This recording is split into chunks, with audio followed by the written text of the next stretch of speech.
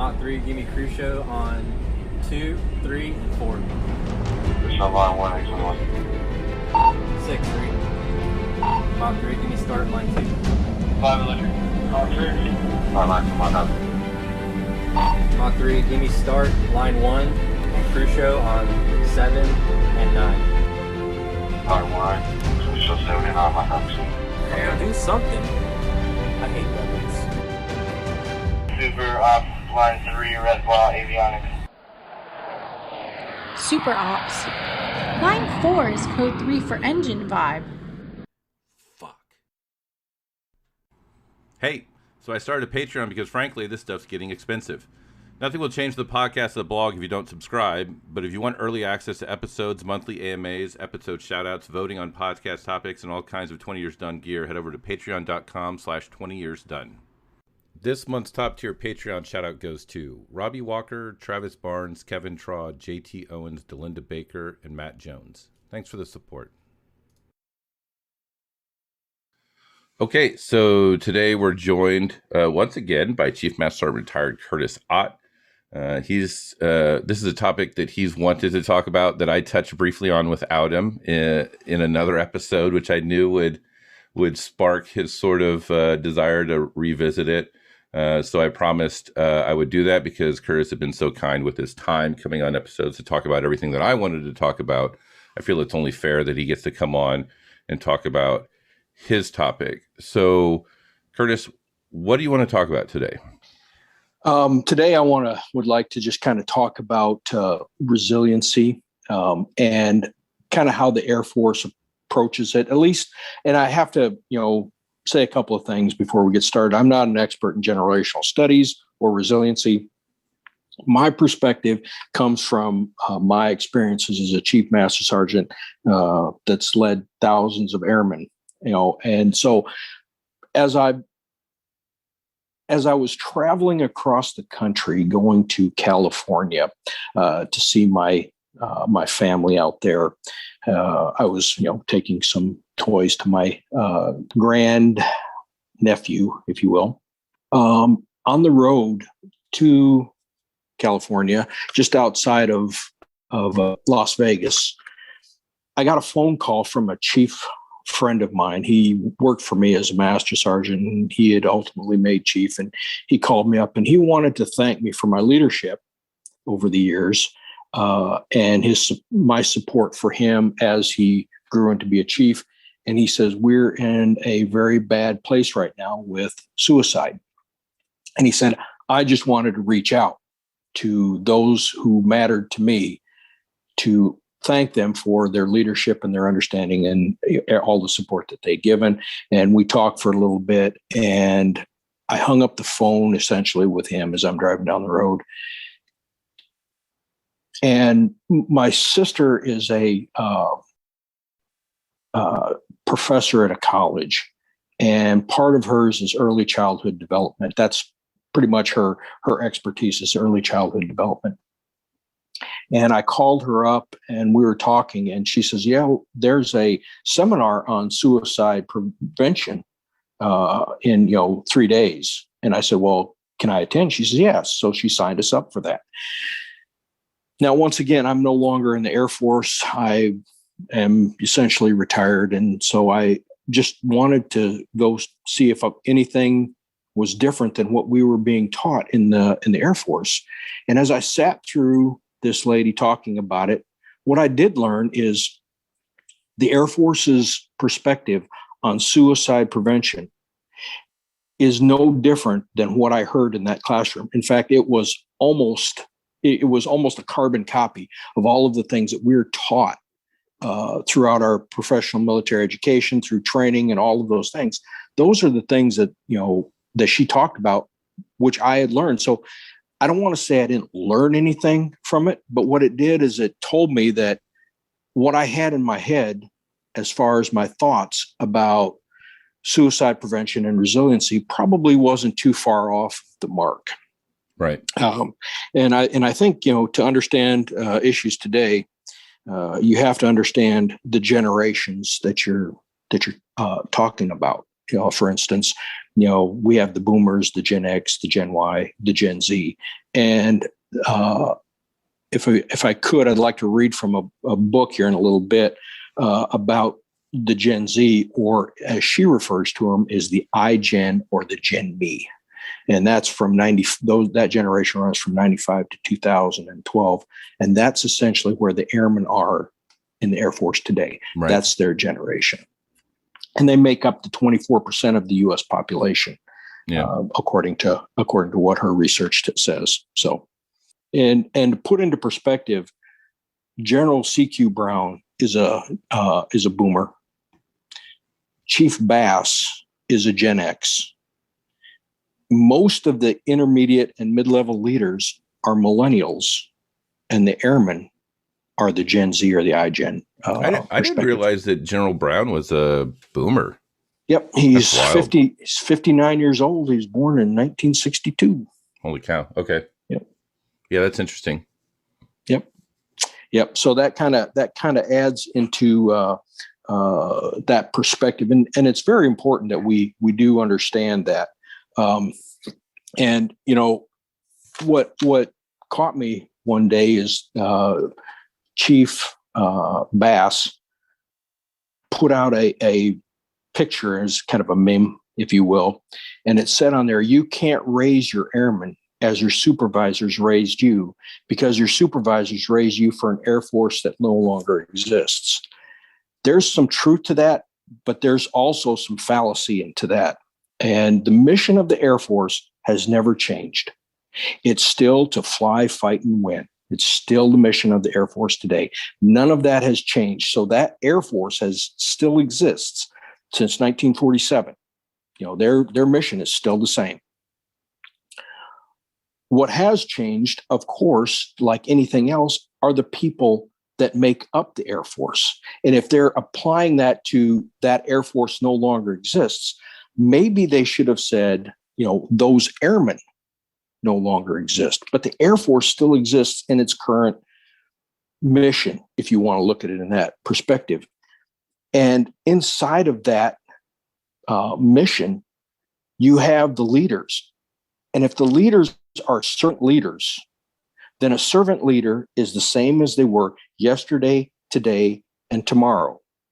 And if you do know what that means, then time, place, and circumstances really doesn't matter. Right. It's all about the leader, So. No, I think it's a good point. And this is also why you shouldn't lead by memes, I'll say, which is ironic because probably 50% of my page is memes that I've gleaned from Reddit or other places. But I use it to kind of break up the seriousness of some of the topics we talk about. But memes aren't very good at conveying nuance or, a deeper level of understanding. It's usually dark humor, sarcastic, ironic, and all these sort of things. And one or two sentence inspirational phrases are good for over your doorway to the kitchen, but it's not a good way to signal to 320,000 people the culture you're creating, I'll say. Right. And that's an unchecked verbiage, if you will. Now, if she'd have wrote it herself, then I'm sure there'd have been more time taken to really analyze the words that were used. And, I think she was looking for the punchline before the story leading up to it. So, yeah, that's fair. But I don't want to camp out there anyway, because I think we have a lot to talk about. We do. And if you don't mind, I'd like to read from Jean M. Twenge's book, Generation Me, and then I'll read another one from her other book. And the other book's title is extremely long, so I really won't give you the title of that one. It's really long. Okay. But in this book, she's first of all, she's an expert in the generational studies and sciences behind it. And she talks about a Christian Smith and what he talked about as far as moral individualism. And she goes on to say that Smith concludes that most emerging adults seem unaware of any source of moral reasoning outside of themselves. instead, the world consists of so many individuals that each individual decides for themselves what is and isn't moral and immoral. And so, in my mind, if you're deciding what's moral and immoral, you're going to run into some challenges when you're dealing with other people. Okay, because what you think is moral may be immoral to somebody else, but you have to have tolerance to accept that other person's morality or immorality, if you will, as long as it's not illegal. You know what I mean? You really Right. can't delve into the illegal nature of it. And because of some of the what he had said, that everyone should tolerate everyone else, take care of their own business, and hopefully get along. She goes on to say that this is a rager's edge of modern individualism. Tolerance is great, but perhaps not when each individual is free to decide for himself which rules to follow. And helping others is rarely one of those rules, is That's how she interesting. looks at the generation me. Yeah. Now she goes on, next paragraph is kind of where it captured my attention. And she says, what about all the Gen Meers who are serving in the military and who served in Afghanistan and Iraq when we're all sitting home, safe at home? Military service can certainly be an example of self-sacrifice and collectivism. However, the data suggests that Gen Me service members are the exception to that rule. And she kind of goes on to say that there's, that interviewed that a good portion of the Gen Meers today have no aspirations to join the military at all.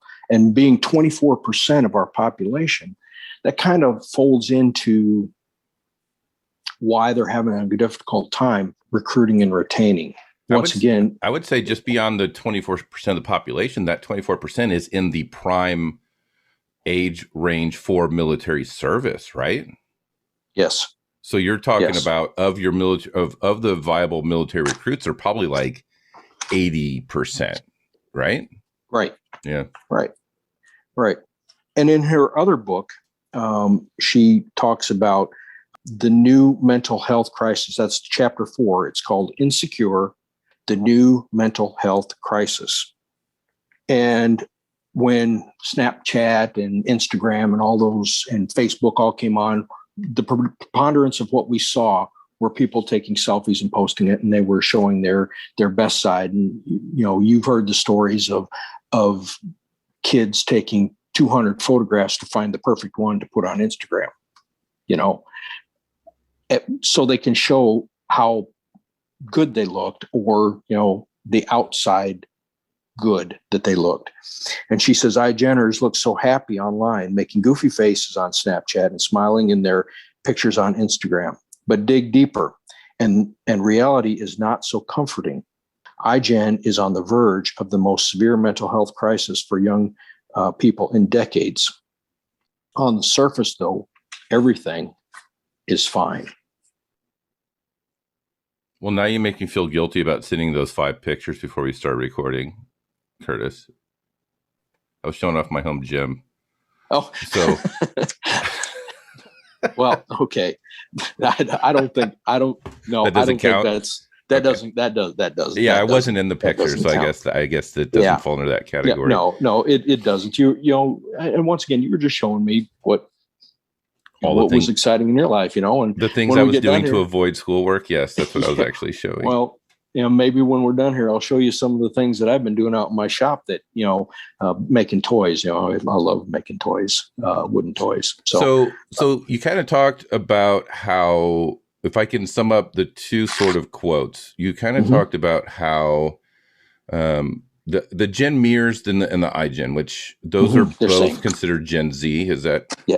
Okay, so from 1995 to 2000. I'm just going to use Gen Z so I don't get confused with the different. Sure. But I also understand that those particular monikers are intentional to talk about like Jen Mears, that was in the book excerpt that talked about the individualism, the my morals are what I adhere to, not your morals type of deal, which explains why it's labeled Jen Meir in that particular context. And the iGen talks about social media and technology and how that gives a skewed sort of perspective of what your peers are experiencing in their life, which creates this sort of self-licking ice cream cone of image competition. So that explains the iGen sort of moniker. But so that probably summed up those two things fairly well under, and then I'll put it under the Gen Z banner.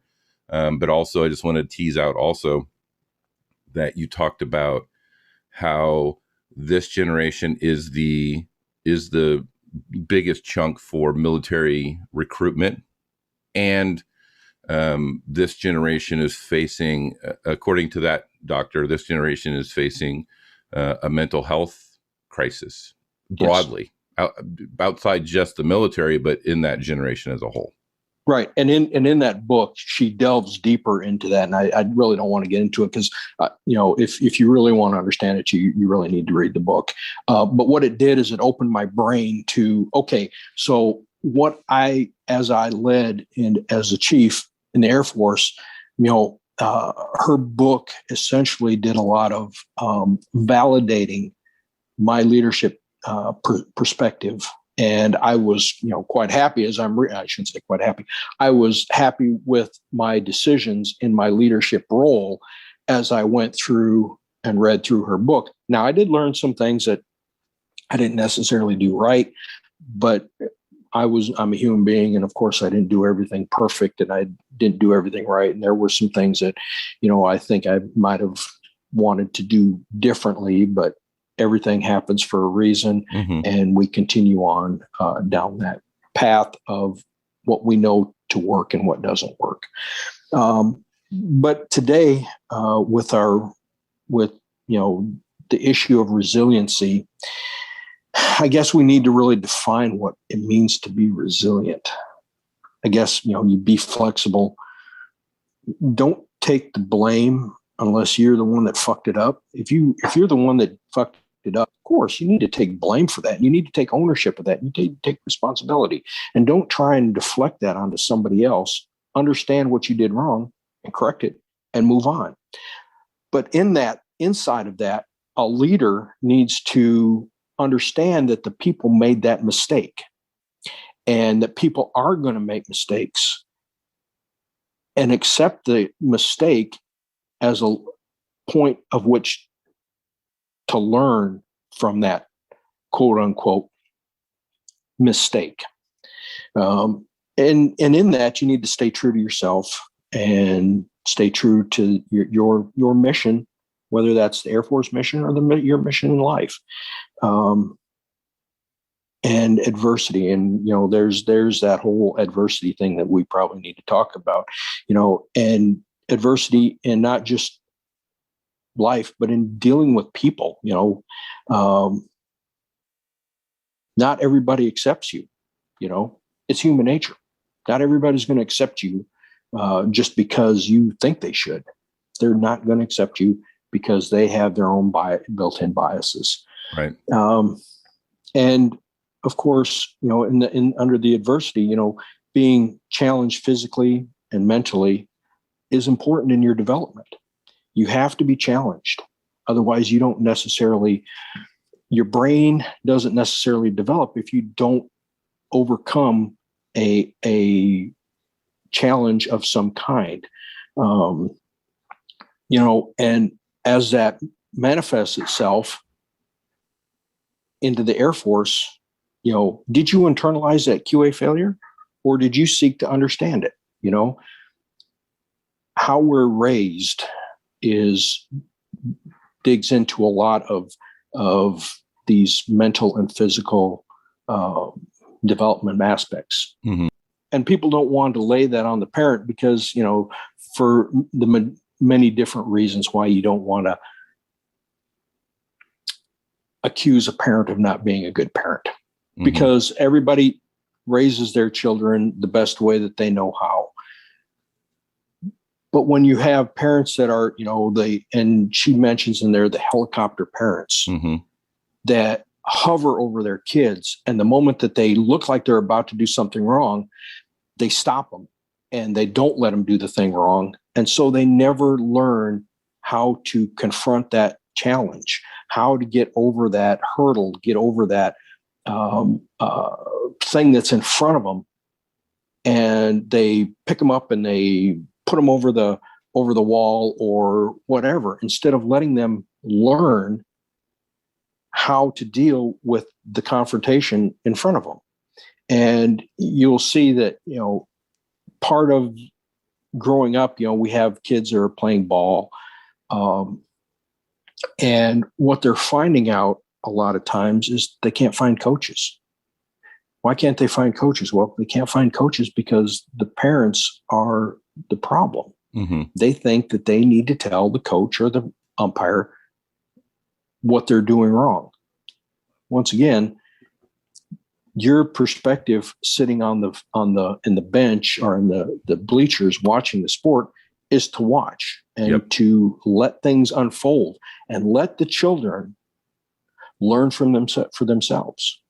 But if you're doing all of the learning for your kids, when they become adults and they join the Air Force and they're confronted with a chief master sergeant who's saying, what you did could have killed Mm-hmm. that pilot. They don't understand that what they did was wrong. They're expecting some sort of validation or somebody to make up the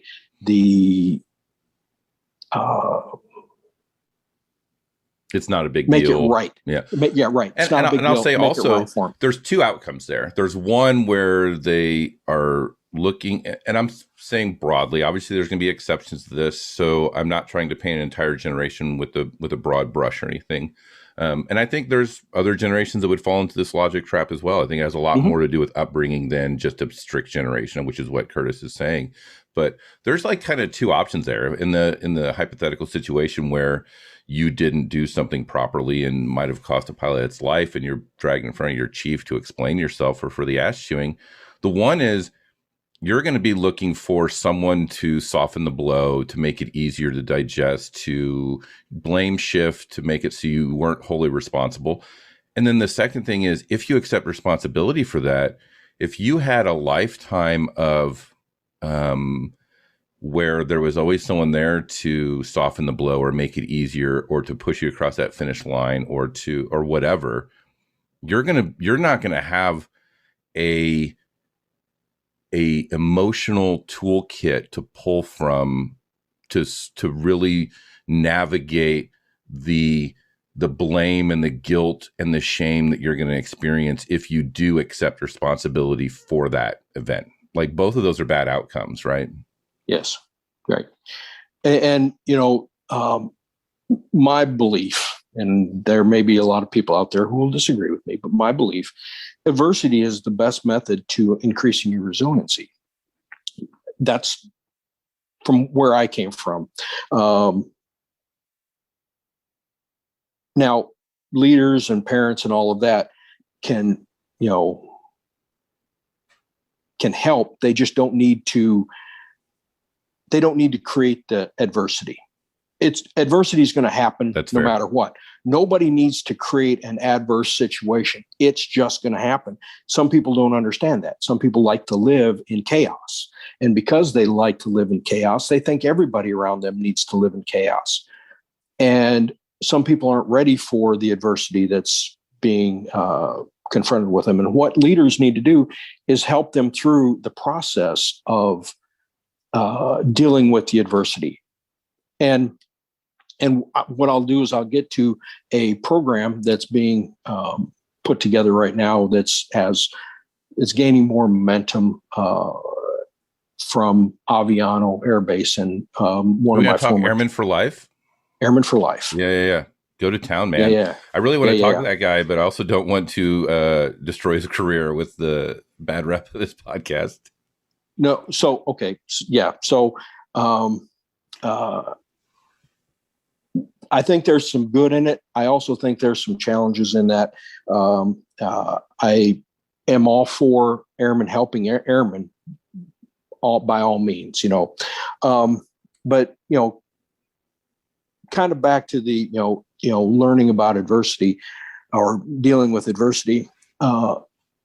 My personal perspective and why I don't have a more severe case of PTSD is because I was raised in a butcher shop.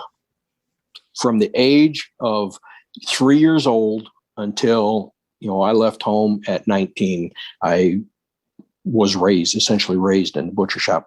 I watched, some, what people would consider very gory stuff. To me, it was just a fact of life. And when I joined the Air Force and saw things that people would have considered violent and gory, my adversity that I overcame as a child, seeing all of these things helped me deal with it.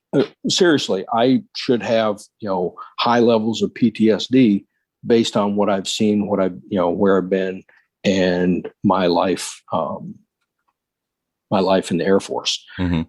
But I think that it comes about not just from dealing with our learning and getting through those adversities, but also, I'm not the firstborn in the family. And I think that has a lot to do with it. I didn't have any of the worries of the firstborn child.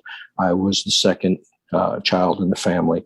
And so a lot of the stresses, a lot of the pressures weren't applied to me, except in the fact that, I kind of look back on it, and my sister is extremely smart and had no issues in school.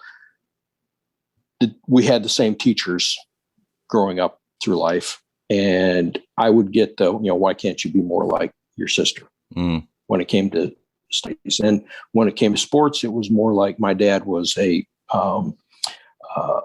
when he played baseball and basketball, he was, played it, at the state level, if you will. Mm-hmm. He was an all-stater for both of them. And then people would ask me why I wasn't more like my father when it came to sports. I chose to disregard those perspectives. I still remember them. They're still part of my life, but I essentially chose to disregard their aspect of why I'm not like them, because I'm me. I am who I am. And, accept me for who I am. And I'm going to work very, very hard in my life. When did you form that sort of ideology? It was when I was a chief. Believe it or not. Right. Because as a teenager, that's nearly impossible to form. Because the ego and all that stuff and the insecurities and probably hit hard at the time, right? At the moment that it came out of their mouth, it was very disconcerting. And right. I thought, well, you don't know who I am. Mm-hmm. You don't know who I am. You may think you know who I am, but that's not who I am. And I was pretty congenial, if you will, going through school over things like that. I never let things bother me, what people thought of me. I never cared. And I didn't learn about this until later in life. I didn't care about what other people thought of me, and then as I was rising in rank, there was some of that care about what people thought of me, but not really. If you accept me, you accept me. I'm going to work hard. I'm going to give you 100% of my day. Accept me for who I am. If you don't accept me for who I am, then that's how it is. But that's who I am, and I like to think that I would hope that more people would look at that. But going back to what, the author of the book said, that they're worried about how people look, Mm-hmm. and, it's like, the Air Force always likes to, as they say, likes to look good in the shower. That means that, they like to look good even when, things aren't good, Mm-hmm. So, and in this adversity thing, we kind of talked about, Airmen for Life, but the Air Force and its programs, gosh darn, Air Force creates programs, and some of them are good, and some of them just don't gain the traction. Quality Air Force, as they said, program quality Air Force destroyed a quality force. AFSO 21, some of those larger than life programs, did they help? Well, from my perspective, some of them didn't help at all. All they were catchphrases. And as I like to say, some leader peed on a fence post to mark their territory for the Air Force. Yeah, that's a good point. And so I talked to an AFSO 21 expert on episode 40, Mark Adams, and I wish I had thought of that, because AFSO 21 at its core, I think, is a good concept. You're talking about continuous improvement. Let's eliminate the waste. Let's streamline the process. Let's give time back. Let's become more efficient. But there's also interplay between AFSO 21 and careerism, where some people are doing it just for the status of making it a change for the sake of change. But that also goes to what Mark talked about. He talked about how he was asked to streamline PhaseDoc, and he went to PhaseDoc and he pulled all this data, and they were outperforming the rest of the Air Force, and their processes had he could find waste, but it was very, very, very little waste. But he had enough probably clout to go back to that officer and go, here's what the data shows. The juice isn't worth the squeeze here. I could spend 2 months on this and I'm going to get like 1 or 2% faster. And we're actually hitting our targets anyway. But at those 2 months, I could be doing this. And luckily he got to do that because he had this portfolio of successes and he was well known. But I very much worry about the AFSO 21 continuous improvement as a buzzword, where people are doing it for the sake of doing it. Yes. Which might also go into the whole where at the time they wanted every single senior NCO to become a green belt, which also required, in order to get a green belt, you had to do a process improvement event. And if you have, I don't know how many senior NCOs there were. There were obviously a lot. You're talking about every master and above. I don't know, maybe 100, 200, or 150. I don't know the number. Depending upon the size of the squadron. Yeah. Well, it was a group mandate. So you're talking, it was big. I mean, there was like 1,500 people in that group. So mass sergeants will say maybe 100, I think, is a safe bet. That's 100 continuous improvement events that have to happen in order to get that certification. And that's where you get those type of things. And that very well could be where the Air Force takes a really good idea if used in moderation, or it's a surgical tool to fix things, not a blunt force trauma sort of thing. And they just ran away with it, where it very much too much of a good thing becomes a bad thing in literally everything in life. Right. Right. And what you kind of said right there was micromanagement.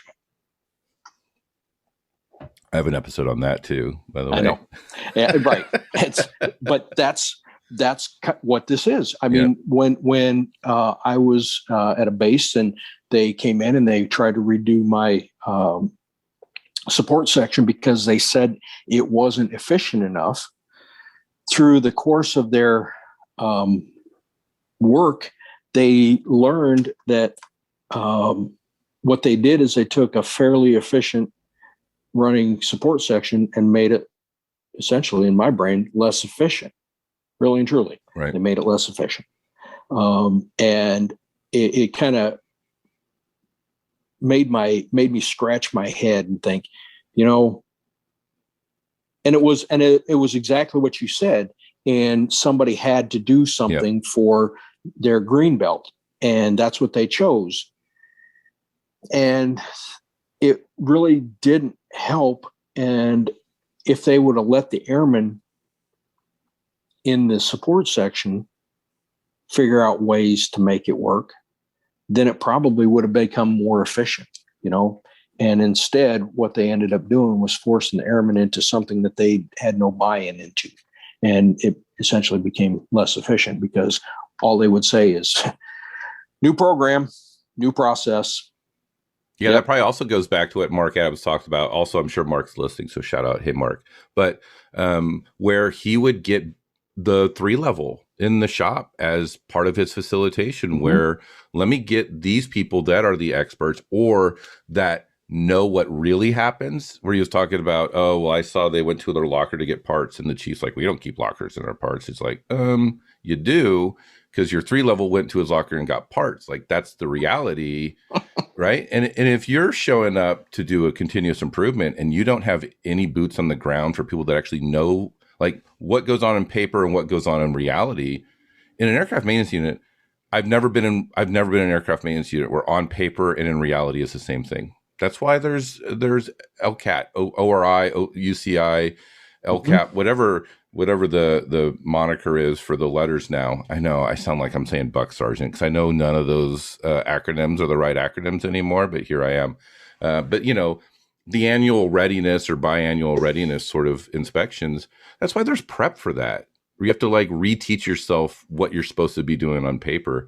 And if you're not looping in the people that know that process, the quote unquote if you're not looping in the people that know the quote unquote broken process, one, you're probably not capturing all the data you need to capture in order to do the real improvement. And two, like you said, you're probably not going to get buy-in because they feel like their voice wasn't heard. They weren't included in it.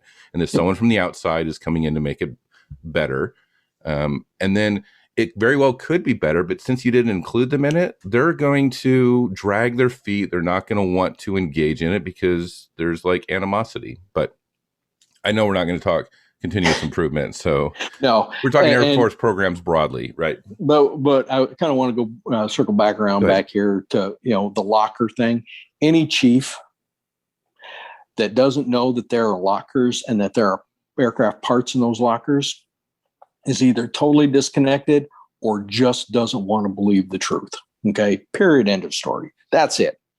I have known that there were people who warehouse parts in their lockers, and all I could do is do a periodic inspection to make sure that we cleared all that stuff out and turned it back in because we knew that it wasn't authorized. Just do it. Nobody's trouble. Just get rid of the stuff. And in that, I like to say that I was a lazy leader. When I say I was a lazy leader, my perspective is if you think it's right to do, then do it. Do that thing. And that kind of goes with, that resiliency. What's wrong. If you're asking me permission to do something that's right, and you have to wait on me to tell you that it's right, then there is a much larger problem when you have the person who knows it's right asking permission from somebody to do the right thing. Yeah, that's a good that point. That leader should just say, if it's the right thing to do, why are you asking me permission to do the right thing? That's a good point. So I want to go back to the Airmen for Life thing. I know you kind of said that it's good, but what have you heard about it and what are your thoughts? Okay, so here's what I know, and I know the person who's kind of running this thing, pretty well. And I reached out to her and asked her about it, and in my brain, it's a great concept. So here's what it has. It has it's a 20-course core curriculum. And it teaches from nutrition to stress. And I'm sure that there's, physical fitness in that as well to help alleviate that issue. It happens 4 hours. An individual gives up 4 hours of their week, once a month. And it happens 2 times a week on Monday and Friday. So essentially, every week they're doing 25% of their force strength, if you will. Right. And in that, they're conducting, and her perspective is if you're training somebody, or if you shouldn't wait for someone to need something before you help them. You should be providing them continuous forward movement. And I equate that in my very small psychological brain is that you don't go to a psychiatrist, and that may not be the direction they're going, but you don't go to a psychiatrist once and expect to be cured for life. Or I shouldn't say psychiatrist, a counselor, and be cured for life. You continuously see a counselor to help get you through some of the life's challenges. And I think that's the perspective that they're heading down, is that, continuous life process, helping people help themselves deal with the stresses of the life of their personal life, and dealing with the stresses that come about from a military life. Right. And a military life, as you and I both know, is not a job.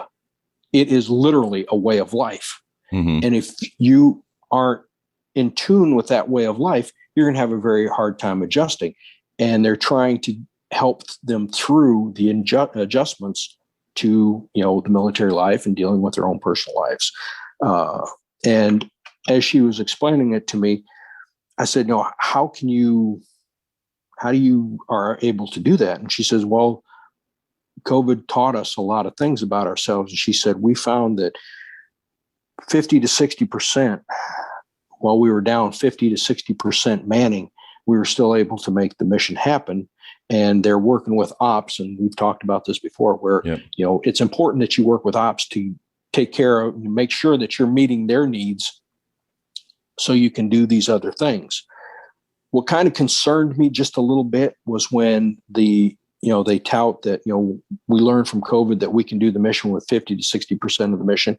You talk to the wrong person about that, and they're going to cut and you know manning. what's going to happen. Yeah, that's exactly, brother. You know that was the first thing that came into my mind.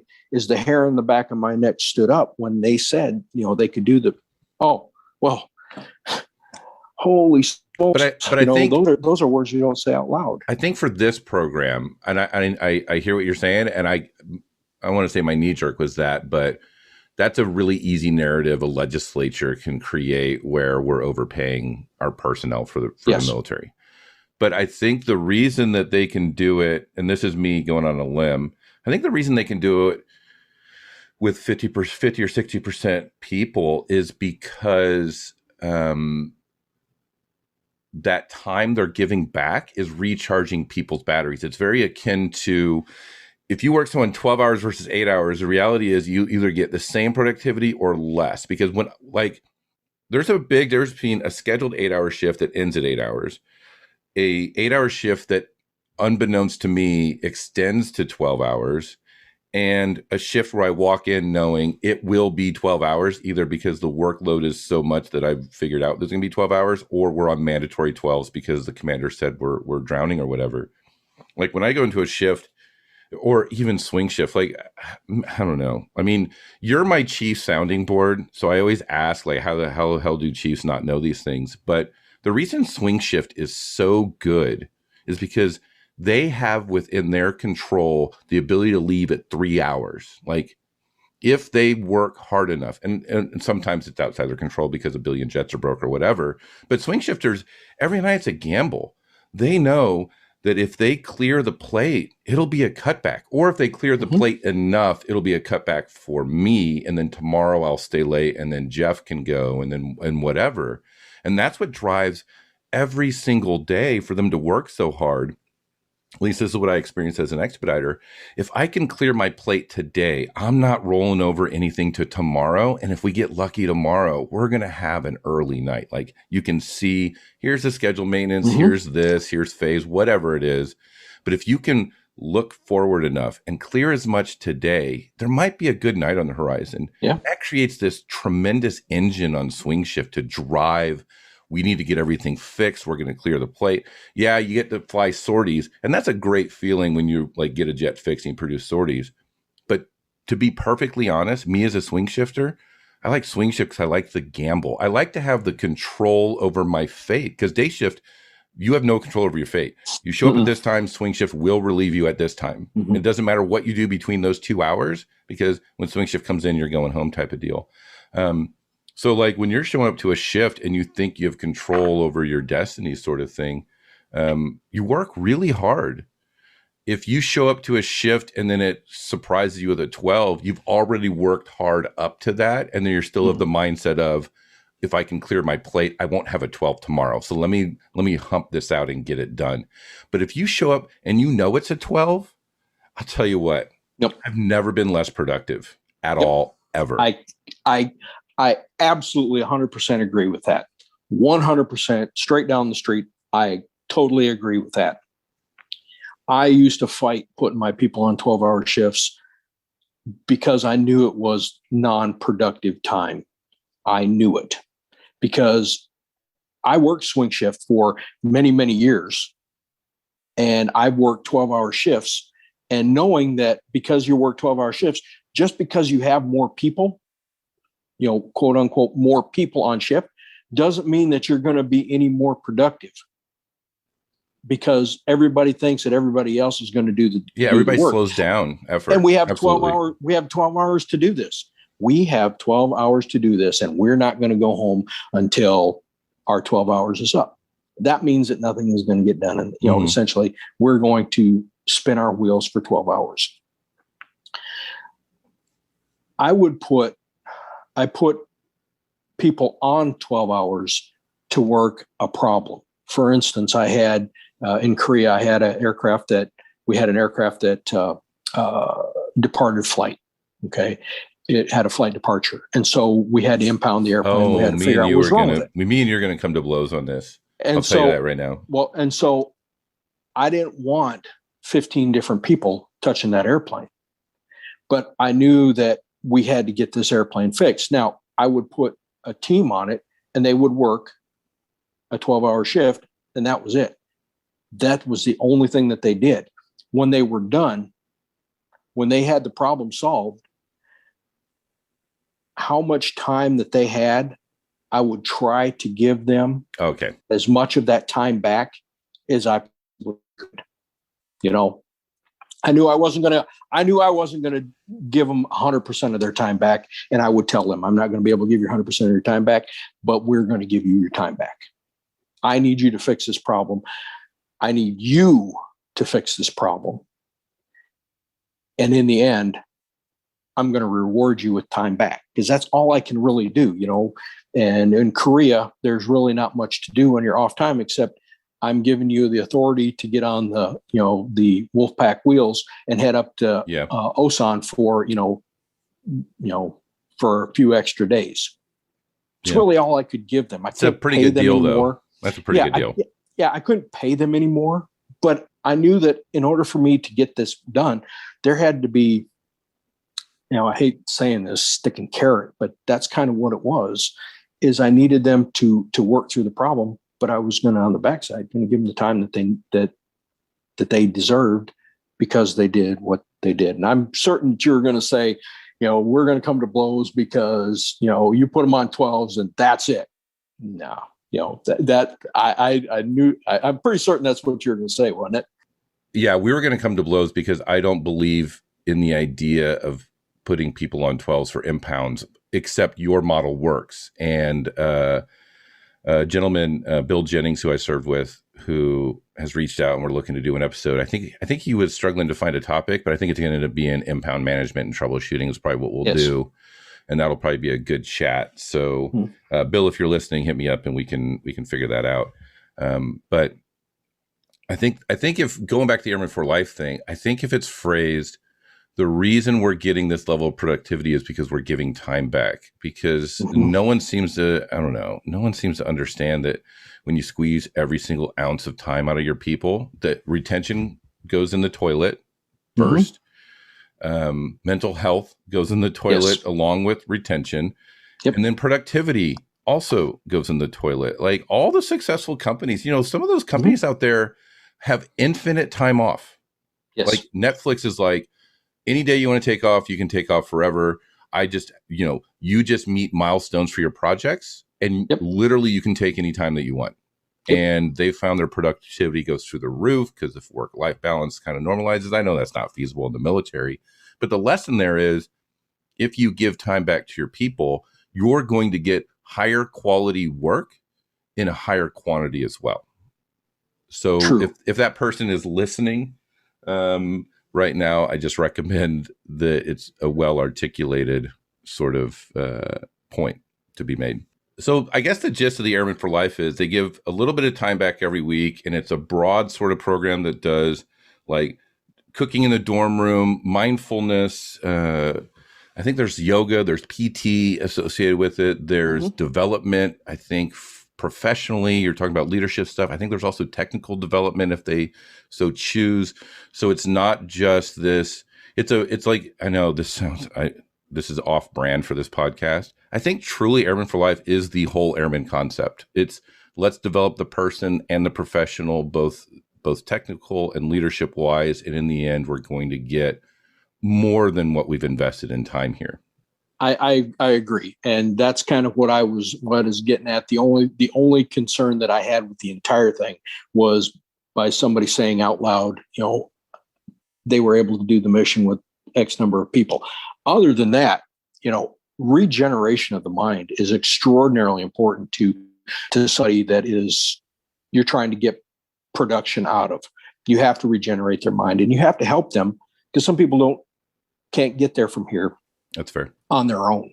So I think, and honestly, I would like to see the professional military education start dipping into some of this Airmen for Life, some of their core curriculum things. I think that would probably also benefit the force as a whole. Because here's the thing, there's only 9 bases that are accepting this. This individual that I know, Ashley Lett, is, kind of ramrodding this, if you will. She's one of the primary individuals associated with this, and she's going to make this part of her permanent job, if you will. Briefed the Chief Master Sergeant of the Air Force on this. And I can understand why they don't jump on something right away, because from my perspective as an evaluator and somebody who was given programs as benchmarks, one of the things that I would always question is they would say, this program works great. Yes. And the person that is running it is the stakeholder.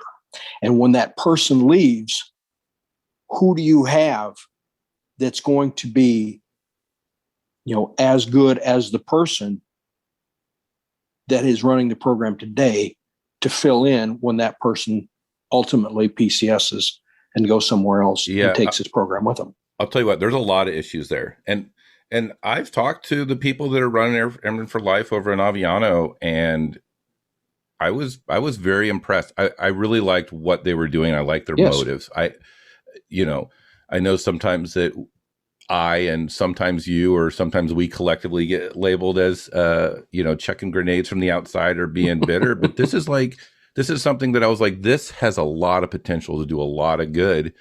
But I worry, like most things, that it can get co-opted. Like, I think it's hard to look at these programs with, narrowly without understanding the environment that they will cultivate in, which is, in my opinion, the opinion of just a retiree sitting in a room yelling at another retiree, is careerism is a real problem in the Air Force, where motives for promotion outweigh motives for proper leadership. I think sometimes those are at odds with each other. And I worry that a program that is so focused on substance that also does have a good appearance because the underlying substance is very good, I worry that someone that doesn't understand that it matters, that like the people that created this in Aviano, they created it with the understanding of they were willing to put their career on the line to make it happen, and they were going to battle for it. Yes. And that's how it came. That's how it was birthed. Yes. That somebody was like, I will implode my career because I want to do right by my people. Mm-hmm. And I think the reality is that is not the majority mindset in the military, because we fostered a culture where it's risk averse, where promotion is the only metric that matters. And when you combine those two things, and then you're going to seed this program throughout the Air Force, I worry that the first day there's an MND, a commander's going to pause or reduce or do all these things to this Airmen for Life program at another location, one that does not have the sort of core character required to that the originators kind of had in order to create this and push it. That when this becomes mainstream or broadly as a Air Force wide program, you're right. You're going to have pockets where the individual leader or the individual person driving the program, it's succeeding because of their grit, determination, their faith in the program, their belief that taking care of airmen is more important, because in the end, you're going to get mission accomplishment by taking care of the airmen. You're going to have pockets of those people.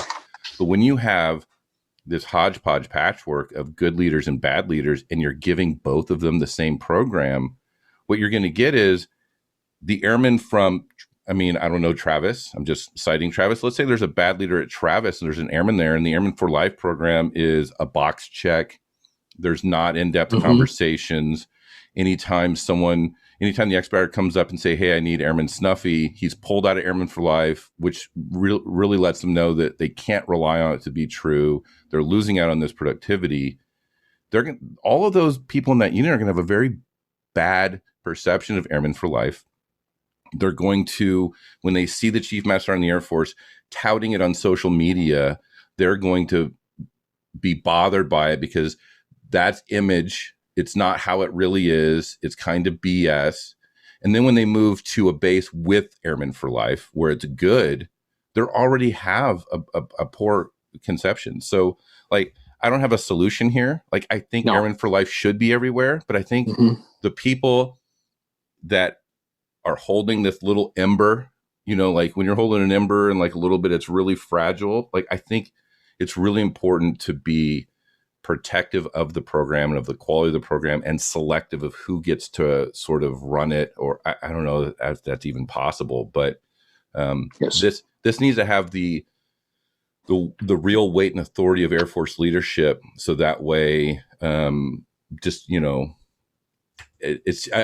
it's fragile, and I'm worried about it. It really is. And I agree with absolutely everything that you're saying. And it's good for the airmen. It's very, very good for the airmen. I just don't want it to, it to go down the path that I've seen over, the 30 years that I was in, the path that it would ultimately take, which would be devastating to airmen, is typically the path that we see. It becomes this great big thing, and then we got everybody 100% on it, and then it just disappears into the woodwork. This has to be an enduring program that lasts an Air Force lifetime, and it needs to be taken seriously by the leaders as a serious, legitimate program. But I also don't want to see them cramming it down people's throats, which always happens. The airmen have developed this in and of themselves. And once again, I go back to my lazy leadership, and take care of it. Just, you handle this. You came up with it. You handle it. I will give you the support that you need, and the technical and moral support, or the tools that you need to do it,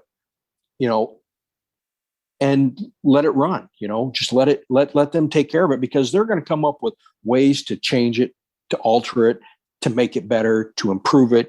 And they don't need somebody to approve that. Don't have to have somebody come in and say, well, because this is flying under my umbrella of leadership, I will be the approver of everything that you all are doing. Well, the moment that happens, and I can't even tell you how many times that I've seen that happen, it gets crushed and people lose motivation. And I don't ever want to see this program lose that kind of motivation. You know, the one program that comes to my mind where it was a really good program and it was there for the right reasons, but got crammed down everybody's throat, was called the Maintenance Resource Management Program. You know what? So that I was an instructor in 2007, 2008 when that program was created by that. I think it was a guard colonel, I think is who he was, or something like that. It essentially originated out of, I want to say it was the Dover C-5 crash. And I went and attended the training at Dover. And that's where I went to get the training. And it was a 3-day course. They said, well, everybody needs this. Well, they weren't willing to put everybody through 3 days. So what they did is they made it, like a 2-hour course or something like that. And you miss the entire perspective when you reduce something. For instance, and I'll circle back to this, but one of the biggest things that bothered me is that the Aircraft Maintenance and Munition Officers School at Nellis was a very good school, but the leaders didn't think it was that great because they never went through it. They don't understand. Today's senior leaders, senior officers have been through that, and they understand the value of the original course. A general I know very well said, everybody needs it, but we can't put everybody through it. So what we're going to do is we're going to water down the program so everybody can get through it. We're going to shorten it up and everybody's going to get to do it. Okay, well, now you've taken away the meaning of that course. Also, what made it good. That's what made it good was the rigor. That's what made it was and it was rigorous. Mm-hmm. They for, I think it was like 3 months stressed to the max because they were thrown so much. And I had so much respect for the course. And the general and I would go to, I don't want to say go to blows, but we argued in his office over the watering down process of it. And I said, you can't do that. Even though I had never attended it, I said, you can't do that because you're going to water it down. My fear with this Airman for Life is that somewhere somebody's going to say, we can do this, but we don't need to do it every week. We don't need to do it once a month. Yep. We don't need to do it. We can do 1 day per year and we can fit it all in. Yep. We can fit it all in. And that way we have all this, time, money, and resources. But what they're overlooking is, what you read in the 2 books that I referenced before. You have to understand the generation that it applies to. And right now, these airmen, and I use the airmen in the capital A sense because they're NCOs and senior NCOs. The airmen today that have designed and developed Airmen for Life have done it because they understand their target audience better than anybody else. And that's why I think it's so valued in its application. Yeah. And for the record, I'm going to say this. I am so proud of Ashley Lett for all of what she's doing with this program.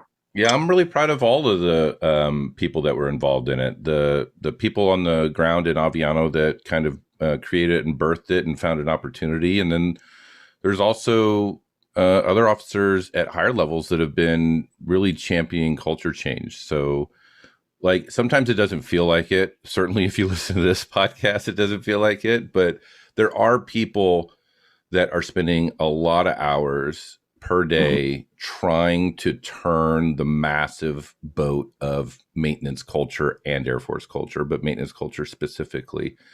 And it's so good to see the initiatives, the Airmen for Life, the theory of constraints at Okinawa or in Kadena, which I'm still trying to get more information on to learn more about it.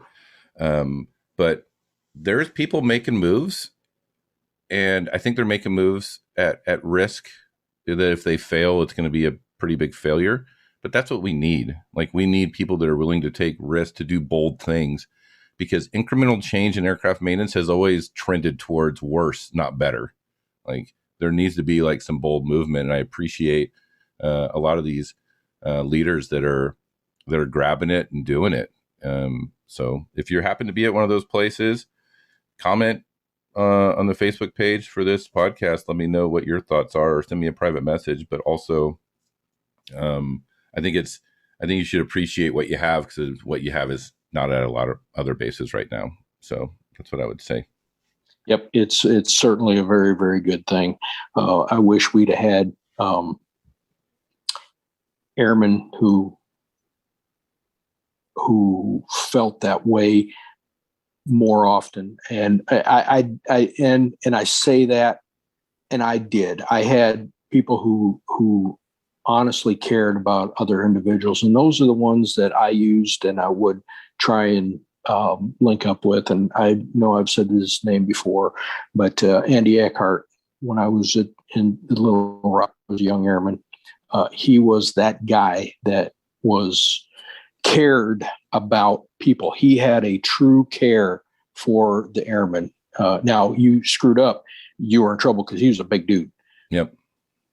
And so you tried really not to screw up, but I always wanted to make him proud of everything that I did, because he cared.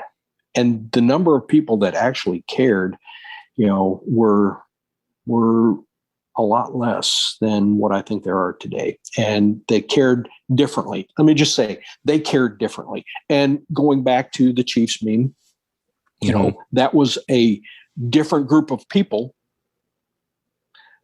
The people that raised me in the Air Force were Vietnam veterans and Vietnam era veterans.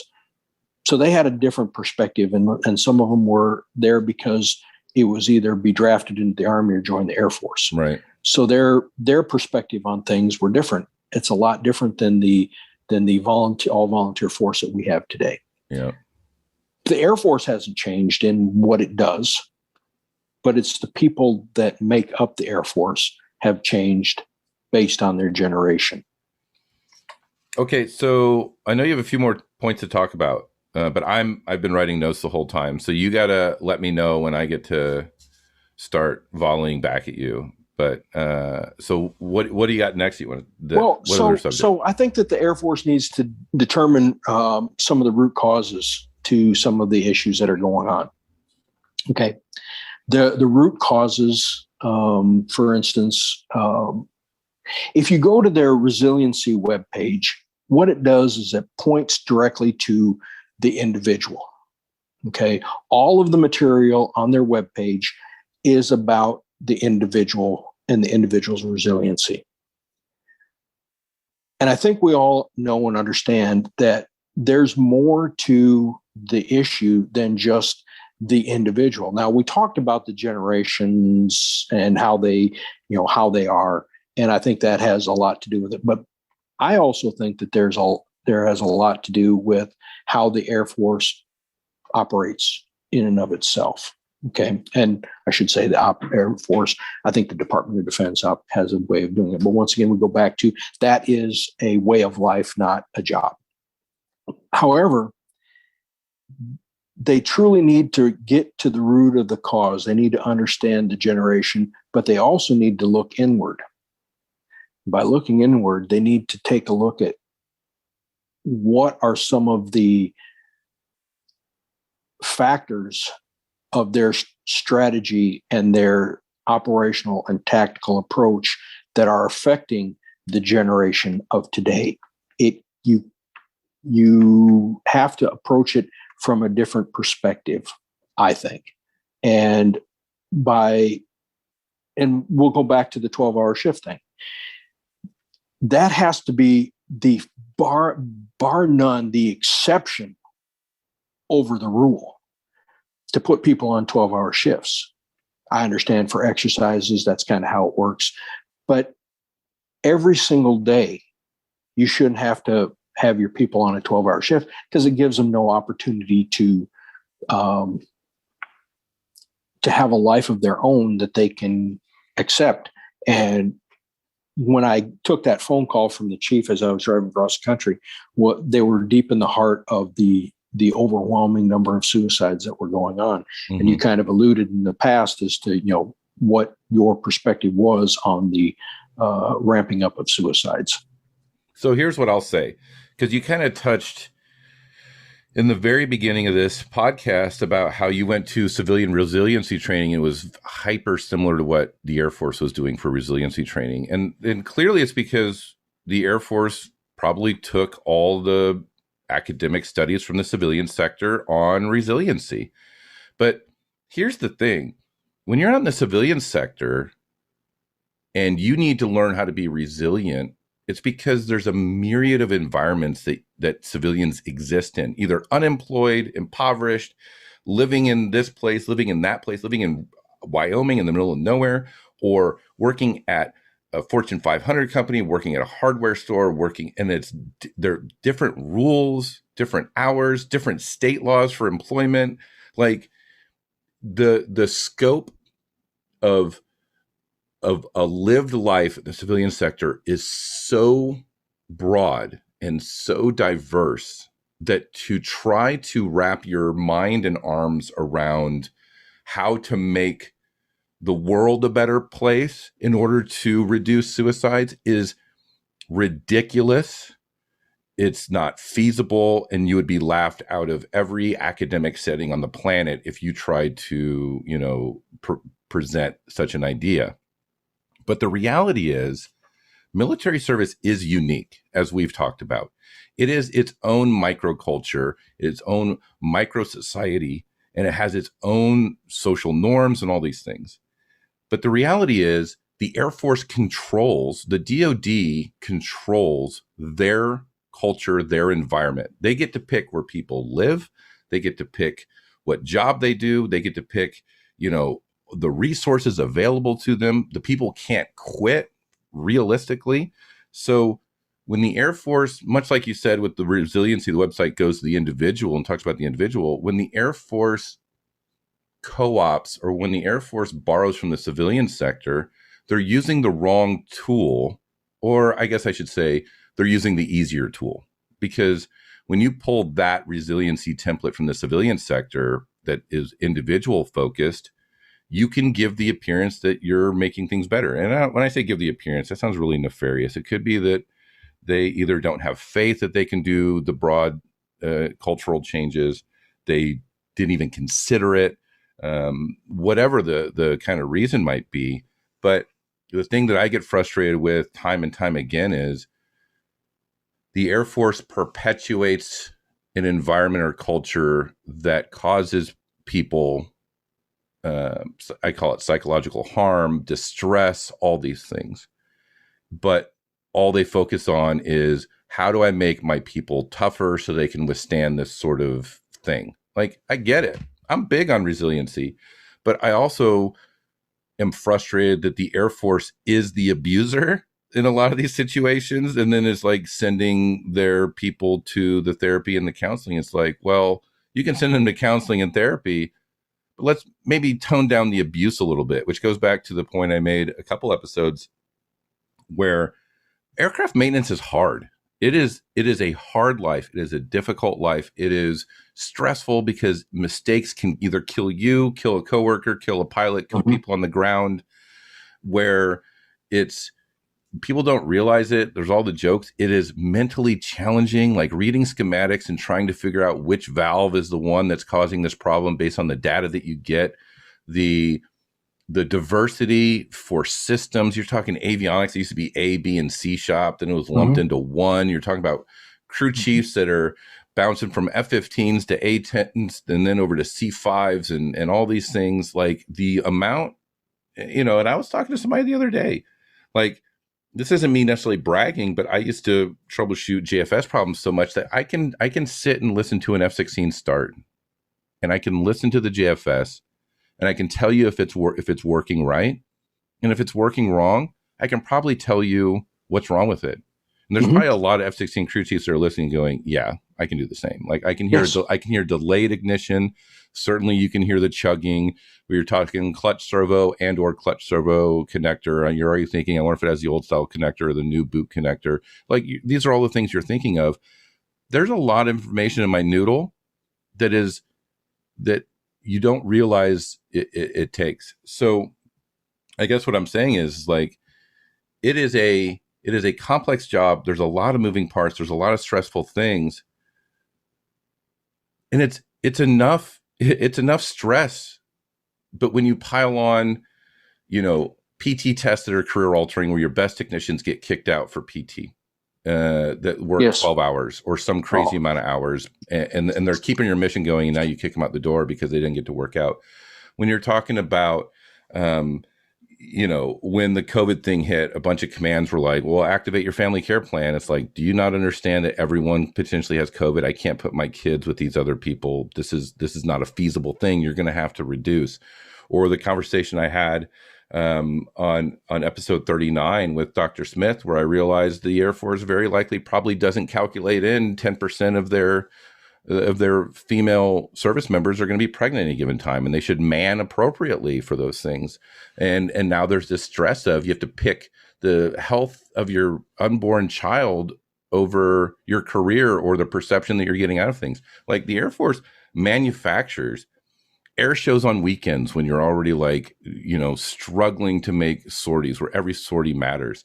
You think about all the stuff the Air Force piles on. That's the part that drives me mad, absolutely mad. Like aircraft maintenance is hard. It's a tough life. It's rewarding. You build great bonds, great friendships, and that is the mission. When you talk about what is it's fly, fight, and win. It's not run a mile and a half. It's not, all these things. It's none of these ancillary things. And I think, man, I'm getting back on the soapbox, but I'll be quick on it. I think all of these individual responsibilities or requirements the Air Force has levied on their force, they never took an aggregate of how much time are we really taking from our people when we shift these things to their personal time. And I think individually, it doesn't seem like a whole lot of time, but when you add it all up, that's what the service member is experiencing. When you're talking, how many hours did I add up for PT tests it was like 300 or something hours a year. You're talking school, you're talking volunteerism. And then when Cody dropped the course 15 and said, if you don't do this in a year, you're not going to be able to re-enlist or promote. And those are all personal time. And each one individually doesn't seem to take a lot of time. But when you're running into 12-hour shifts that turn into 14-hour shifts, and then sleep, as human beings, unfortunately, we require sleep. It's just the nature of our existence. And then also maintaining relationships, which, that's important because your spouse, think about how much your spouse does for the military through they're helping around the house, or they have secondary income, or they are taking the kids to those appointments that you can't go to, or, just the impromptu informal therapy session when you come home. Like my ex-wife, she still remembers the name of the really shitty 7-level I was on swing shift with in 2005 that was lazy, that wouldn't pull his weight. They still remember it because I would come home and I would unburden myself with how frustrating that was. Spouses give a tremendous amount of benefit, but when the Air Force doesn't give us time to spend with them and to nurture those relationships, that's another casualty. And we're making the people choose because we're stealing so much of their time from them. Yep. That it becomes an impossible thing, and something gives, right? So the divorce happens, they get out, the PT fail, or they stop trying at work, whatever. There has to, as a human being, there has to be a give. And that's where we're at. So circling back, the Air Force needs to start addressing the culture they're creating, not just people's individual resiliency and reaction to that culture. I agree. And I will tell you that the Air Force from time to time does try. And I use the word try. They do try. I remember, I want to say it was in the late 90s, where they went through a time where people were spending a lot of time in ancillary training. And they said, we need to give time back to our folks, and we're going to take a look at all of the ancillary training. Now, those of us who attended a lot of ancillary training, we thought this was going to be great. They were going to cut a lot of stuff that just made no sense.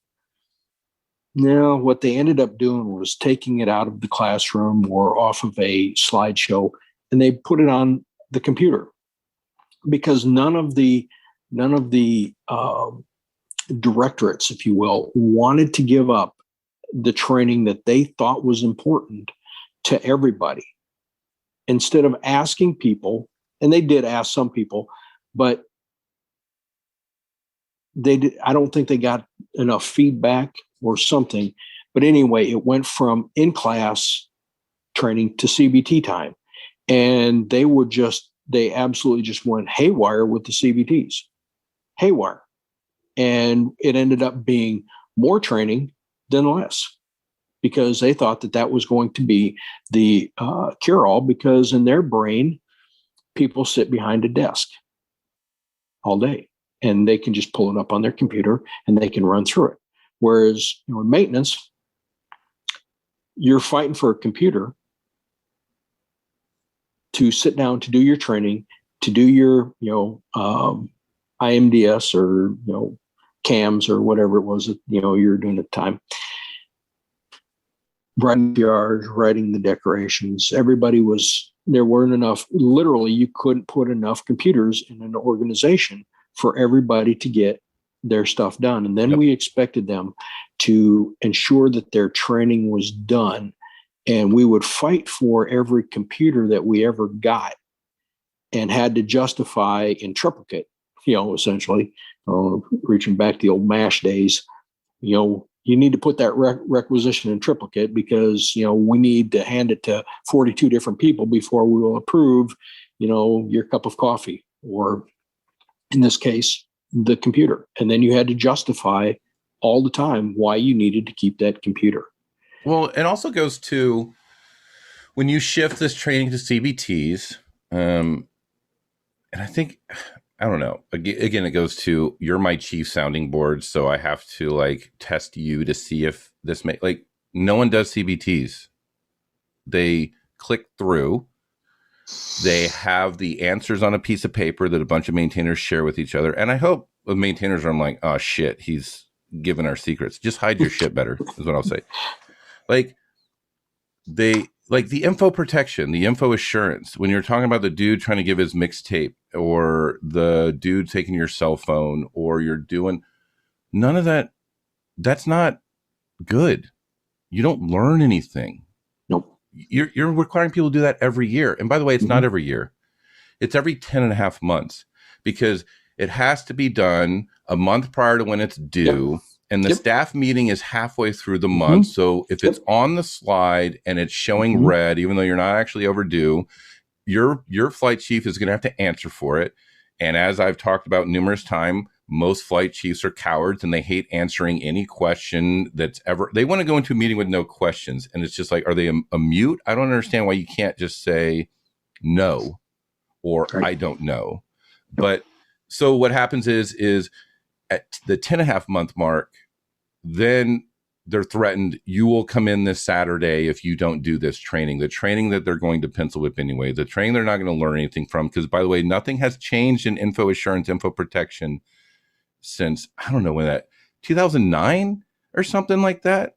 It doesn't make any sense to me. The Air Force crams CBTs down the throat, and this is one more of those things that is done on their personal time. Because reality is, when your job is to produce sorties, you're going to spend all of your work hours in that endeavor, because it goes back to what I was talking about. You're trying to clear your plate, because whatever is left today is going to be on your plate tomorrow, and it's going to be another 12 and another 12. You're going to work really hard to get that done. And at the end, then you're going to try to do info protection. And that's instead of going home and seeing your family for the hour or hour and a half or however long it takes, or go to the gym or all these other things. And what's frustrating is everyone knows it's worthless. And if you're listening to this and you're in a position of authority and this has shocked you to learn this, retire. You're done. If you're this disconnected, go on to greener pastures. I will tell you that once again, if a chief doesn't understand that people are going to have those answers, they're living in a hole. Okay. But here's an example of coming in on the weekend to do training. And I would sit in the staff meeting and I would provide answers to these things. And one day, it was over the course of a couple of weeks or whatever, I understand, people sitting around. If you have training to do you have time to get some training done? If you do, and the computers are open, giddy up, get it done. You know what you have to do this month, get it done. Get it done before the last day, and get it done before, I have to tell your section chief to get it done, and I would walk through the break room and say, hey, training done?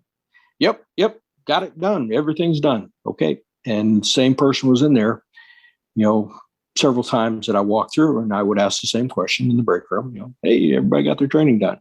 And, because it was just one of those things that if you're sitting around not doing something in a civilian world, you're not going to get paid for just sitting there and not doing something. But in the Air Force, you're going to get paid even though you're sitting there doing nothing. However, if you have things that you should be doing, well, then you should be getting them done.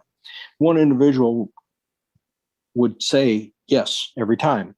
Come the end of the month, he didn't have it done.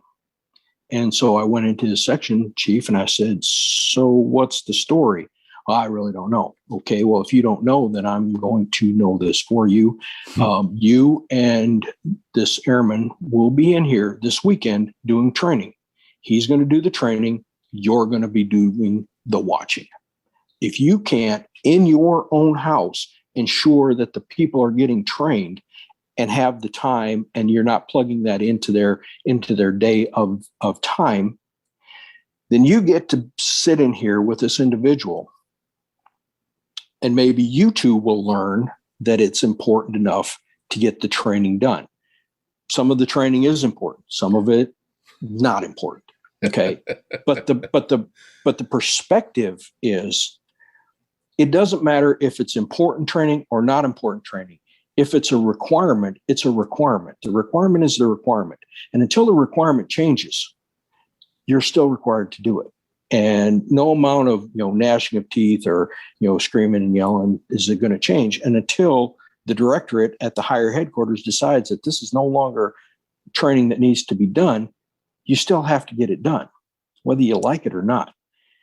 And the individual chose not to do it, even though I asked him, saw him sitting there, asked him, I can remember 3 times asking the question. And when I brought him in, there was, kind of some hemming and hawing, but the bottom line was the expectation wasn't met. You didn't achieve the expectation, especially when prompted by the senior enlisted leader in your organization. That's fair. So I want to go back to talking about adversity and then challenge. Oh, yeah, absolutely. So I have a teenage daughter, and the benefit of being 42 is I can look back at what I wish I had known, right? Like that's essentially what life is.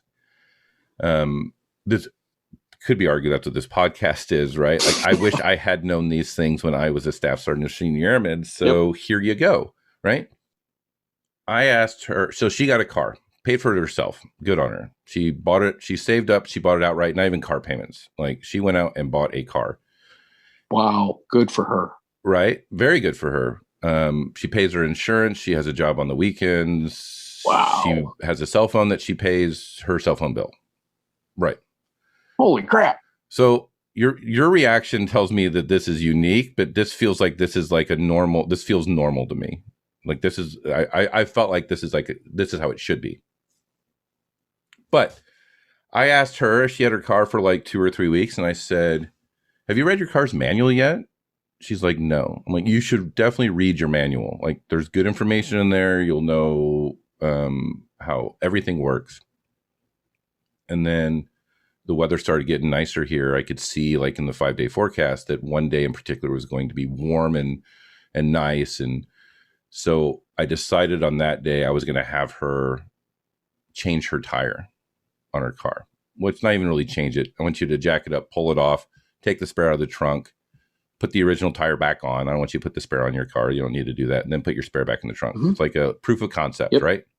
Because where I live, there's spaces that you'll be where there's no cell signal. So there's no YouTube, there's no calling AAA, there's no options. You're on the side of the road. And it can be cold where you can freeze to death. So I wanted her to do her tire on a nice day in my driveway where I was available to her. But I told her, I'll be available if you have questions. You can come to me in infinite amount of time, but I want you to read your manual. I want you to go on the internet. I want you to teach yourself how to change a tire, but I will be here if you have any questions. And it took, I think, 2 or 3 hours. And it was, I went out. So the first, I said, I would like to be out here when you place the jack, because it needs to be very specific. And if you do that wrong, I just want to make sure I want to spot check that. But it was, couldn't get the hubcap off, couldn't break loose the lugs, couldn't, there was a lot of couldn'ts, right? And then, she was just frustrated and angry, and probably angry at me for making her do it and all these things. And she got all done, and she had this big exhale. There was a lot of emotions. And I said, good job. Do you think you could do it at 10 o'clock at night in the middle of nowhere without the use of the internet or calling AAA? She's like, well, I've done it once. I'm like, right. Do you think you could do it perfectly again from memory in the dark with just your cell phone as a light? She says, no, I don't think I could. I said, so what does that mean?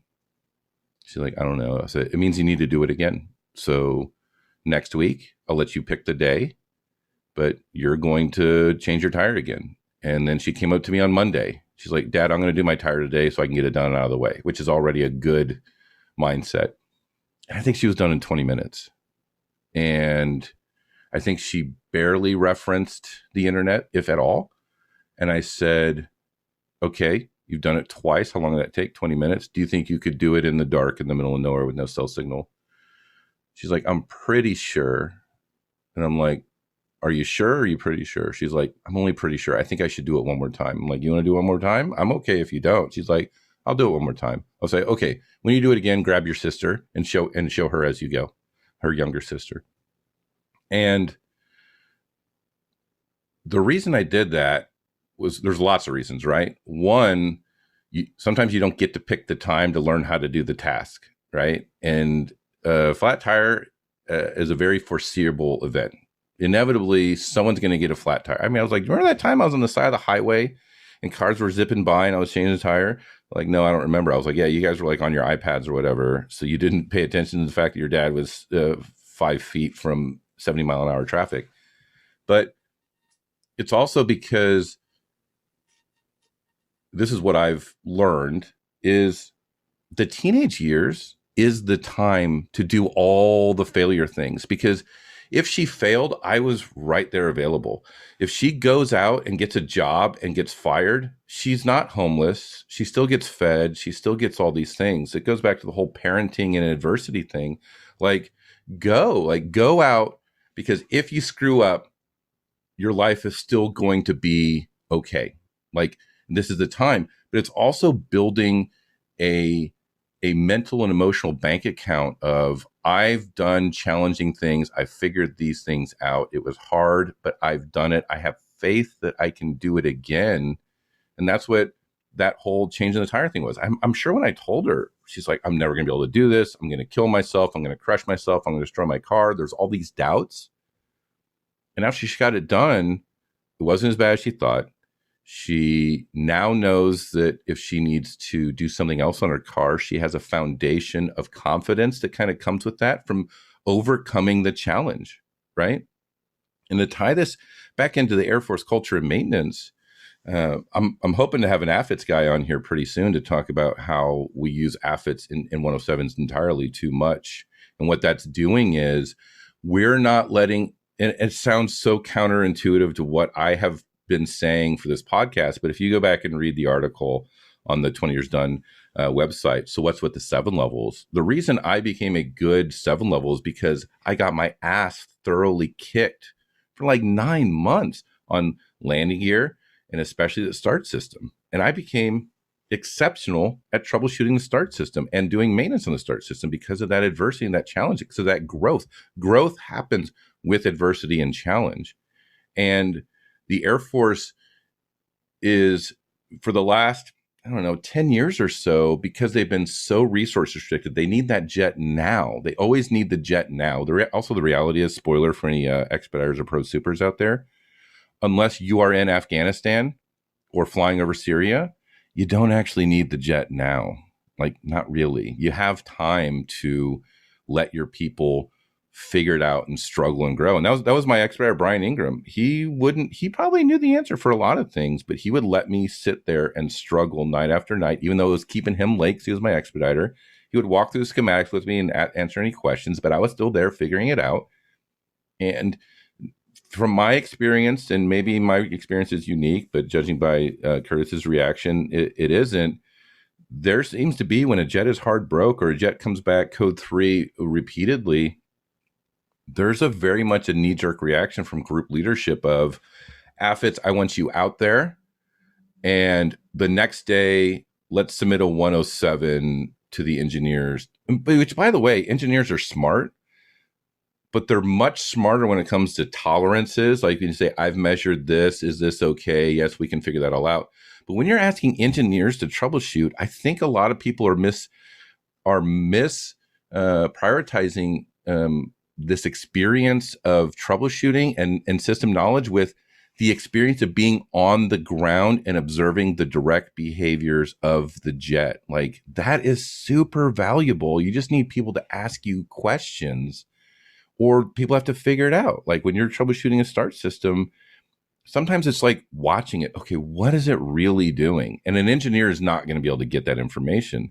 And I think a lot of times when we reach out to AFITS to take over and engineers to do our troubleshooting for us, it gets us that short-term gain of, yeah, you're getting your jet fixed, but you're losing out on a tremendous opportunity to challenge your people, to give them the space to fail, because how do you learn? You learn from failures. You know, I got good at the start system was from changing the wrong shit over and over and over again until I finally did the thing that needed to be done. I was like, okay, when it's doing this, it's usually this. Got it. Okay, now I know that. And I know that because I changed these 5 other wrong things and the behavior persisted. It takes time. It's expensive to grow people, but that's the adversity and the challenge. And by the way, when you give people the latitude to fail at work and be challenged and grow, those same cognitive pathways, that confidence in your ability to adapt and succeed, that's going to apply to relationships. That's going to apply to PCSs and go into new bases. Because when I went to a new base, I was like, I don't fucking know anybody here, but I sure as shit know how to troubleshoot a start system. So when the first jet no starts, I'm going to be out there and they're going to be like, oh, okay, this new guy knows exactly what he's doing. Like, it cross-pollinates. It's the same things that's happening in your mind. And we've been robbing people of it. And don't even get me started, and I'll probably speak in my ignorance here, don't even get me started on the F-35's ALICE system that does troubleshooting for you. Like, what are we doing here? Like, you're actually going to have the jet, like, I get it's convenient, but what happens the one time the jet doesn't know what the problem is? You've now atrophied the troubleshooting cognitive abilities of your entire maintenance force, that the first time the jet runs into something it hasn't seen before, they're going to be gelatinous blobs that don't know how to do anything. So they're waiting. And then, Lockheed is the one that can kind of do these things for you. You've literally stovepiped knowledge and experience in a company that's going to charge you money. Anyway, I got to get off that soapbox. That's going to be something that I'll just spend for entirely too long. All I'm going to say is challenge and adversity leads to growth, and you have to you have to let your people struggle. You have to. I learned how to fix airplanes same way you did. I was allowed to fail. I had a lot of mechanical abilities coming into the Air Force, but I was still allowed to fail and learn from my failures by my supervisors and trainers. And I think that that's very important, that not everybody comes into the leaders have to understand that not everybody comes into the Air Force and out of technical school and technical training, though we would like to think so. And certain people tell you that they're trained up to do the thing. Be willing to understand that they're not going to know it, and allow the failure to happen, as long as the failure isn't so substantial that somebody's going to get hurt or killed. Let them grow, and let them grow by having somebody, watch what was going on and making sure that you're doing it correctly. And I literally could go on a long diatribe of airmen doing tasks that they weren't proficient at and being left to do it by themselves, only for them to have failed in a very violent, catastrophic way. Yep. And they could have, all it would have taken was the NCO or the trainer or the supervisor to, let them go through it. But hey, don't push that button, because if you push that button, you're going to shoot a flare across the ramp. Yep. Okay. Why didn't you remove the buckets? All of those things, stop them when they make a critical mistake. But let them get to the point where they're about to make the critical mistake, and then stop them and say, okay, here's what was about to happen, and then take them through that process. But nobody wants to take that time. And I think that's part of not dealing through the adversity of task and adversity of learning the new job and being new to the Air Force. It's all folds in together. It really does. You have to understand the people that you have. You have to understand the task. You have to understand the mission. You have to understand it all in order for the airmen to not get so down and depressed that they ultimately want to take their life. Yeah. And I think a lot of, and also just to kind of put a period on this particular point, when you have this culture of denying adversity and challenge for the sake of expedience, which is really what we're talking about. Let's get the jets fixed fast. We don't have time to let these people struggle. When that persists, now you're looking at staffs and techs that didn't develop when they were airmen when they were supposed to. And now you have airmen where the staffs and tech, and I'm not saying all staffs and techs, I'm just saying this culture naturally will create this vacuum, this experience vacuum of somebody persists long enough, because of the way the promotion system in the Air Force is, we are going to promote the top 40% no matter what. Like that's it. That's the end all be all. And when you have an automatic promotion and then you get more and more dilution of experience in your force, you're running into staffs and techs that don't have foundational experience. And then it's the airmen have less people to go to that can teach them, because the people they're going to also don't know. So like it's a rolling sort of catastrophe of, if we don't start slowing down and allowing our people to struggle and learn, which, by the way, the longer it goes, the more expensive in time it's going to be, because you're not just letting the senior airmen or young staff struggle. The tech that's running CANDOC, or the tech that's an expediter who is just barely keeping his head above water through micromanagement and all these other things kind of shoring him up, he's also needs to learn troubleshooting and all these things as well. So instead of having 10 people do it, you're now looking at 20 or 30. And if the longer goes on, what happens when these people become pro supers? What happens when these people become chiefs and they're sitting in a morning meeting in the AMU and the inexperienced senior airman changed the deflick for the 5th time, and the expediter didn't check him on it because he didn't have a background where he could understand why that's not a good fix. And the pro super may not even been the same AFSC as avionics, but they also don't have a strong background. And now you're the chief, and you've grown up in this culture where you never learned all of these things, and now you're at a deficit, you don't have the confidence, and you don't want to look dumb because you don't know the system theory. You're the chief, so there's like a huge ego tension there. And then your lieutenant goes up to the group, and you have a colonel that's been doing this for 35 years or whatever, who knows everything, and he just beats the crap out of everybody. And that's how like this cycle like persists. And then he goes, oh, these people don't know what they're doing, let's get AFITs in here, let's get a 107, and that's the way it is. Like, this is of the self-licking ice cream cones, this is the biggest one in maintenance, I feel. Yes. And over the course of time, I watched AFITs and 107s become more of a norm, and it was really bothering me. But one of the things that when I was growing up in the Air Force, we had the big, thick books. We had that's what we used every day. We didn't have the job guides. We had to use the big, thick TO that had theory of operation in it. As you're reading through it, he gave you the theory of operation as you were doing the steps. So in other words, you did the step and it told you why you had to do that step. And it taught you the understanding of that.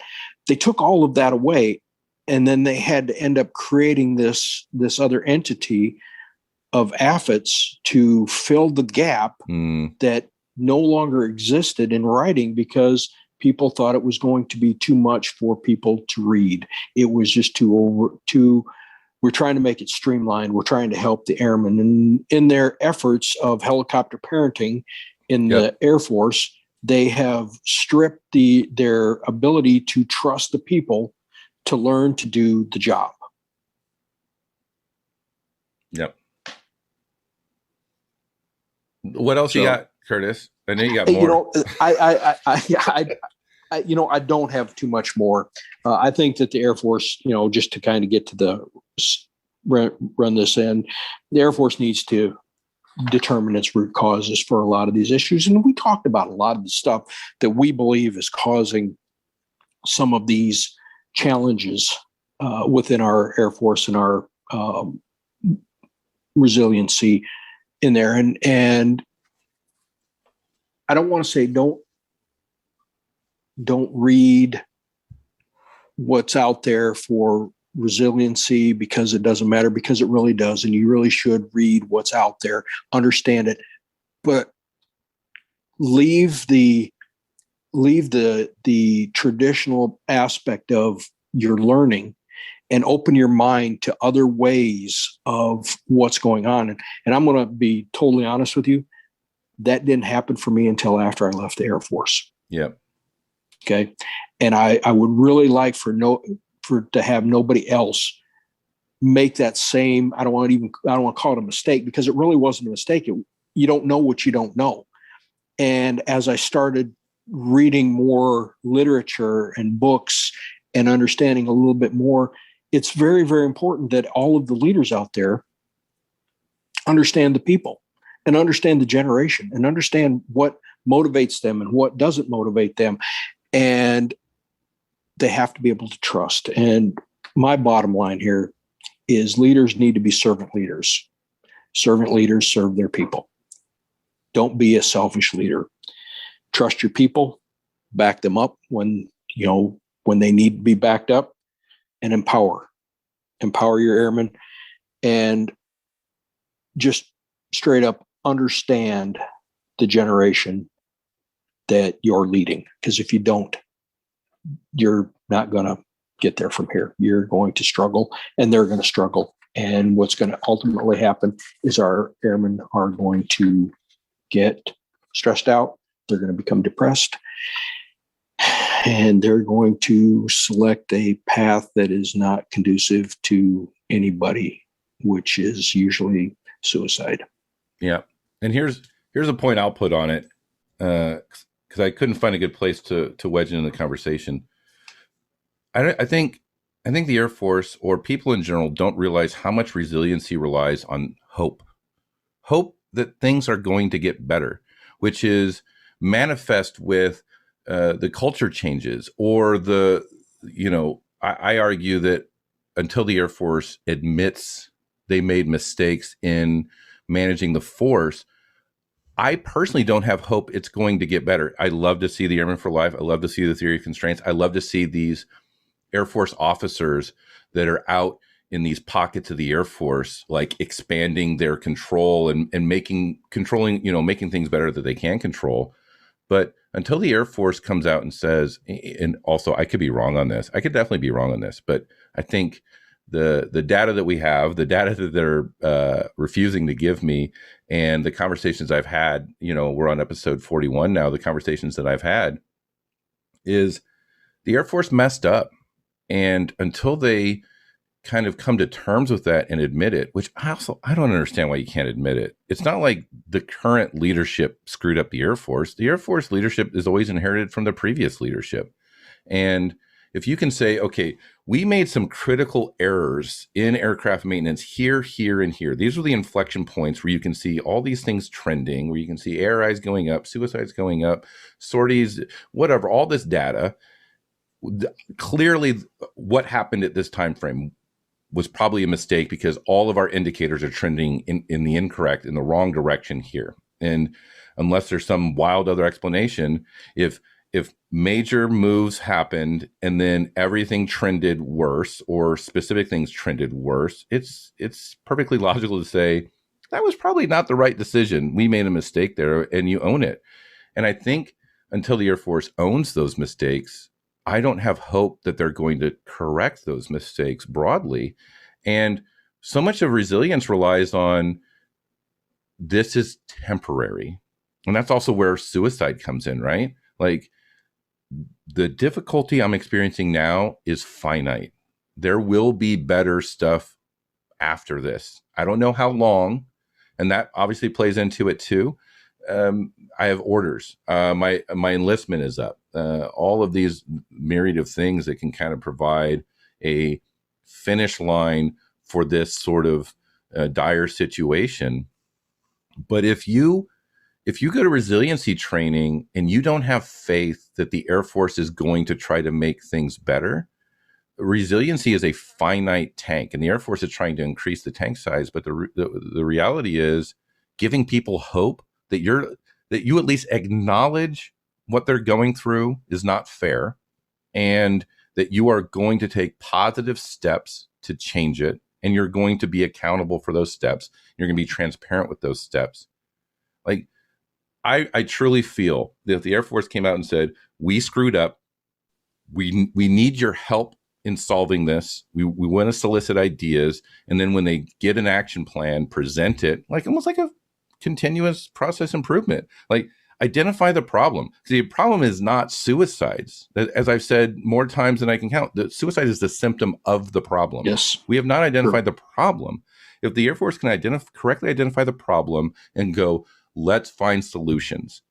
My hypothesis that I'm still struggling for data for, I'm still doing my appeals through FOIA, is security forces and aircraft maintenance in particular have higher rates of suicide within the Air Force and then over the civilian sector.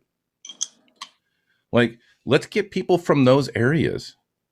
And I think I've said it before, I would gladly give infinite, unsolicited, my thoughts, my opinions. I would sign an NDA. I would never have to take credit for it. I don't care. There's no glory here. I don't care. I just want to try to give an honest assessment for what it's like in aircraft maintenance to those with the power and authority to do something about it. But if they created a plan, do you know how much that would probably reduce suicides in and of itself without any other resiliency training? We screwed up. It's not good. Here are the key problems we want to address, and here's our plan to attack it, and we're going to keep you updated on what we're doing. Like, yeah, you'd still have to perform those things because aircraft maintainers are suspicious, right? Like the whole Thank a Maintainer campaign, great, but you're still screwing us over. Like, don't thank me. Stop doing this, and then you won't need to thank me anymore. But that's what I'll say. I think the Air Force in general underestimates what hope will do for people's resilience, the belief that it will get better. Yes, and that's actually one of the key processes in suicide prevention is somebody has to have hope. Yep. And suicide, not to sound too dark, suicide is the natural evolution of sustained hopelessness.